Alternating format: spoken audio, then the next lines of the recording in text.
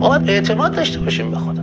ما اعتماد نداریم. میگه یه جوونی بود پاس و پاس عاشق دختر پادشاه شد، باش تو دربار بود، اومد رفت بهش گفت من دختر پادشاه رو میخوام. تهدید بهش گفت تو دختر پادشاه رو میخوای، پادشاه دخترشو به تو میده؟ گفت حالا چیکار کنم؟ این از باب همینطور شوخی گفت پادشاه آدمای عابد و آدمای زاهد مسلک رو دوست داره، برو عبادت کن.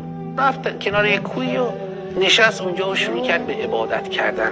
عبادتش هم رو تظاهر بود، عبادت نبود که همینطور میخواست بگه که من دارم عبادت میکنم، من عالمم. پس قضا یه روز پادشاه و حشم و همشون و اینا از اونور رد میشدن. پادشاه دید یه جوونی اونجا نشسته و دستش گرفته بالا.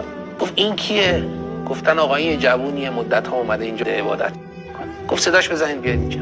رفتن صداش زدن، اومد پیش پادشاه و گفت که جوون تو کی هستی؟ آقا چی، ما اینجا تو بیابون داریم عبادت میکنیم، فارغ از مسائل دنیوی. تظاهر داشت عبادت میکرد، عبادت نمیکرد که مسخره بازیش بود.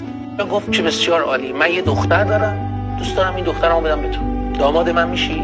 اینجا جرقه تو ذهنش خورد. گفت جناب پادشاه اجازه بدید من یک روز فکر کنم به شما خبر میدم. پادشاه که رفت، آقا جوونه بار و بنشو جمع کرد از اون شهر رفت. دلش چی بود؟ گفت من با تظاهر رفتم در خونه خدا، خدا پادشاه رو کشون تا اینجا، حالا اگر برم از صدق دل پیش خداوند، خدا خودش میاد تو آغوشم. چه قشنگ.